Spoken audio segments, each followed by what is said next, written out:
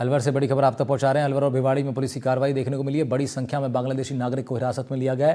दरअसल पहलगाम हमले के बाद प्रशासन एक्शन में 117 बांग्लादेशियों को हिरासत में ले लिया गया है। भिवाड़ी से 60 बांग्लादेशी पकड़े गए। पकड़े गए बांग्लादेशियों में 25 आदमी, 24 महिलाएं, 11 बच्चे शामिल हैं। बांग्लादेशियों को डिटेंशन सेंटर में रखा गया। अलवर में मालाखेड़ा और राजगढ़ में पुलिस ने इन बांग्लादेशियों को डिटेन कर लिया। फिलहाल जिन्हें अस्थायी डिटेंशन सेंटर में रखा गया है। लगातार पुलिस और भी जगहों पर तलाशी अभियान चला रही है। भिवाड़ी पुलिस ने खुफिया तंत्र और मुखबिरों की सूचना के आधार पर इस कार्रवाई को अंजाम दिया। पकड़े गए ये सभी बांग्लादेशी नागरिकों के पास कोई अवैध दस्तावेज नहीं है। व्यावसायिक संगठनों और स्थानीय नागरिकों से भी अपील की गई है कि वो अपने यहाँ काम करने वाले कर्मचारी और किराएदारों का पुलिस सत्यापन जरूर कराएं। एडिशनल एसपी भिवाड़ी के अतुल साहू हैं, क्या कुछ कह रहे हैं सुनिए।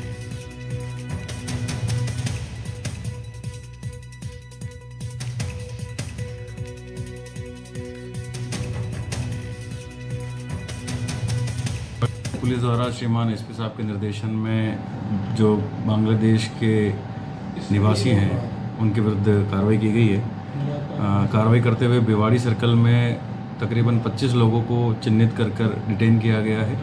वही तिजारा सर्कल में थाना क्षेत्र जरोली में तकरीबन 35 बांग्लादेशी नेशनल्स को हमारे द्वारा डिटेन किया गया। तो भिवाड़ी पुलिस द्वारा अभी तक कुल 60 के करीबन बांग्लादेशी निवासी या बांग्लादेशी नेशनल्स को अभी तक डिटेन किया गया है। पूरे जिले में यहाँ भी सर्च अभियान चल रहा है और ईंट भट्टों में काम करने की सूचना लगातार मिली थी।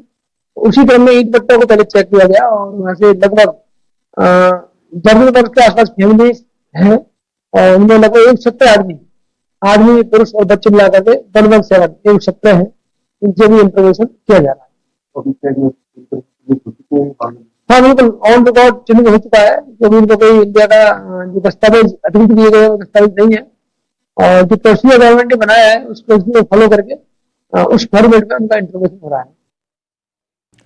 और अलवर के बाद अजमेर से भी कुछ खबर ऐसी ही। 26 बांग्लादेशी को यहाँ डिटेन किया गया। स्पेशल टास्क फोर्स और पुलिस की साझा कार्रवाई में 13वीं बड़ी कार्रवाई बांग्लादेशियों पर। पहलगाम हमले के बाद प्रशासन का एक्शन जारी। लगातार अवैध रूप से भारत में रह रहे बांग्लादेशियों को डिटेन किया जा रहा है। 13वां एक्शन है अवैध रूप से भारत में रहने वाले बांग्लादेशियों पर। इस खबर में खास ये कि ये स्पेशल टास्क फोर्स ने भी इसमें अपनी भूमिका निभाई है और पुलिस के साथ संयुक्त रूप से कार्रवाई करते हुए कई बांग्लादेशियों को डिटेन किया गया। 26 की संख्या फिलहाल सामने आई है और इससे भी ज़्यादा आने वाले वक्त में हो सकती है।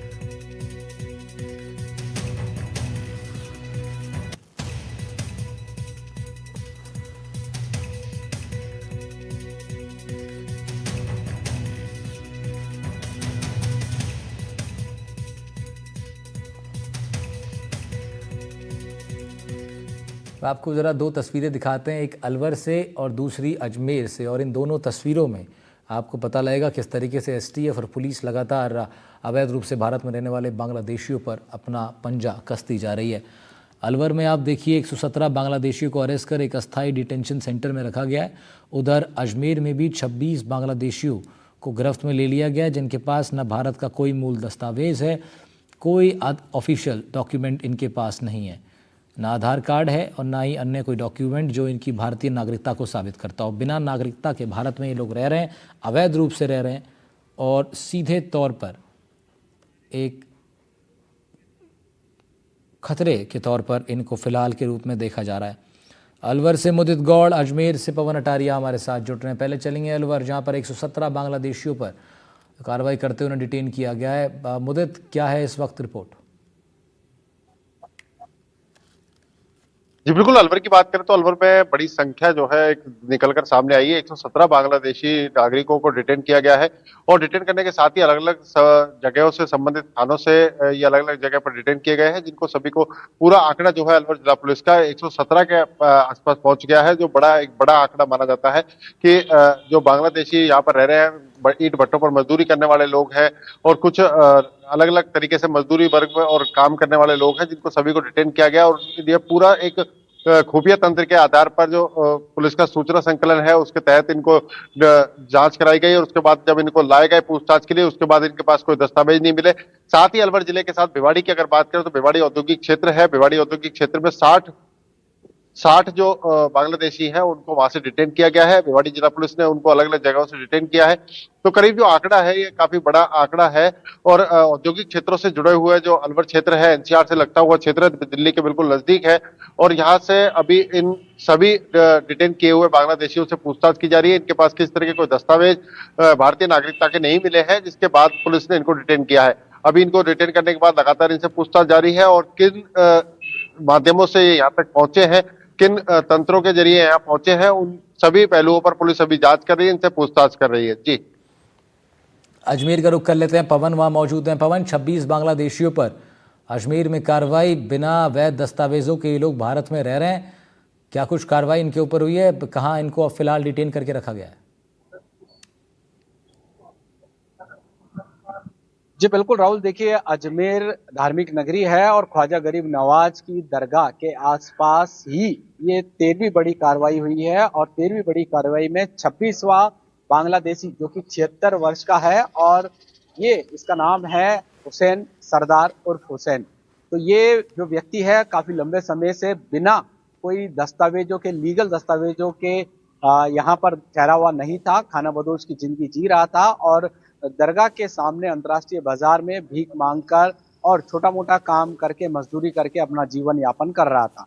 पकड़े जाने के बाद जो स्पेशल टास्क फोर्स है और दरगाह थाना पुलिस है, उनकी संयुक्त कार्रवाई यहाँ पर देखी गई है और दोनों की पूछताछ में जो खाना बांग्लादेशी है उसने बताया कि वह भारत और बांग्लादेश की जो बॉर्डर है उसको अवैध तरीके से तारों के नीचे से वह भारत में प्रवेश किया और भारत के अलग अलग राज्यों और अलग अलग शहरों में रहने के बाद ये अजमेर की दरगाह आ गया। अजमेर की दरगाह के अंतर्राष्ट्रीय बाजार में यहाँ पर आसानी से भोजन, खाना पीना मिल जाता है और ठहरने के लिए दुकानों के बाहर या किसी प्रकार से पहाड़ियों पर ये अपना बसेरा कर लेते हैं। तो ऐसे में अजमेर जिला पुलिस अधीक्षक वंदिता राणा और आईपीएस जो कि आईजी अजमेर रेंज है ओम प्रकाश मेघवाल, इनके नेतृत्व में अलग अलग टीमों का गठन किया गया है और लगातार हर 2 या 3 दिन में इस तरीके के बांग्लादेशियों को पकड़ा जा रहा है। जिस तरीके से जम्मू कश्मीर के पहलगाम में आतंकी घटना हुई उसके बाद से अजमेर पुलिस सतर्क अलर्ट मोड पर है और जगह जगहों पर भी नाकाबंदी की जा रही है और इस दौरान अब तक 13 बड़ी कार्रवाई करते हुए 26 बांग्लादेशी को पकड़ा गया है और अब इसे डिटेन हाउस है जहां पर भेजने की कार्रवाई की जाएगी और उससे पूछताछ भी की जाएगी कि उसके इतने लंबे समय से अजमेर में रहने के पीछे क्या मकसद था। जी राइट पवन, अब आगे क्या कुछ होना है इन पर? क्या आगे आप बता भी रहे हैं कार्रवाई होगी, तमाम जांच पड़ताल बैठेगी, लेकिन क्या दरगाह क्षेत्र में और भी तलाशी अभियान चलाया जाएगा? और अजमेर अपने आप में एक बड़ा ज़िला है, अन्य जगहों पर भी कुछ अवैध बस्तियां बनी होंगी जहां पर इस तरह के अवैध प्रवासी रह रहे हैं, क्या उस बड़ी रेंज में भी अभियान चलेगा पुलिस का? जी बिल्कुल राहुल, देखिए अभी 2 दिन पहले ही एक साथ 6 बांग्लादेशियों को गिरफ्तार किया गया था। उससे पहले एक बांग्लादेशी फैमिली जो कि पूरे परिवार के साथ यहाँ पर रह रखा था। हालांकि यहाँ पर उन्होंने बांग्लादेश से यहाँ पर आने के बाद एक कच्चा मकान भी ले लिया था और उसमें उनके शादी वगैरह भी हो गई थी, निकाह वगैरह भी हो गया था और बच्चे को भी यहाँ पर जन्म दिया था। तो ऐसे लंबे समय से यहाँ पर इस तरीके से जो बांग्लादेशी अवैध रूप से रह रहे हैं, परिवार सहित भी रह रहे हैं और निश्चित तौर पर सघन अभियान जो लगातार जारी है उस दौरान और भी बांग्लादेशी अजमेर में मिलने की यहाँ पर आशंका जताई जा रही है। पुलिस हर पहलू पर जांच कर रही है। Special task force door to ठीक है पवन, अलवर में क्या स्थिति है? मुझे अलवर में क्या योजना है प्रशासन पुलिस की? जी बिल्कुल, अलवर की अगर बात की जाए तो अलवर में अभी अस्थायी डिटेंशन सेंटर जो है वहां पर इनको अभी रखा गया है और भिवाड़ी में भी डिटेंशन सेंटर नहीं है। लेकिन प्रदेश की बात की जाए तो प्रदेश का एकमात्र डिटेंशन सेंटर अलवर में है जहां पर पहले से ही यहाँ पर 39 जो विदेशी नागरिक हैं वो रुके हुए हैं और उनका अभी तक आगे से क्लियरेंस नहीं होने के चलते वो यहाँ पर अभी भी रुके हुए हैं और जिसमें सूडान, पाकिस्तान, कजाकिस्तान और बांग्लादेशी यहाँ पर है। तो वहां पर कैपेसिटी कम होने के चलते अभी अस्थायी डिटेंशन सेंटर बनाया हुआ है, वहां पर इनको भी रखा गया है। और उसके बाद आगामी जो भी आदेश केंद्र सरकार द्वारा, गृह मंत्रालय द्वारा जो आएंगे, उसके बाद इनको वहां से डिटेंशन सेंटर से आगे भेजा जाएगा और आगे जो भी प्रक्रिया रहेगी वो केंद्र सरकार द्वारा निर्देश मिलने के बाद ही आगे किए जाएंगे। जी ठीक है, शुक्रिया मोदी तमाम जानकारी के लिए। शुक्रिया पवन आपका, अजमेर से आप जुड़ रहे थे।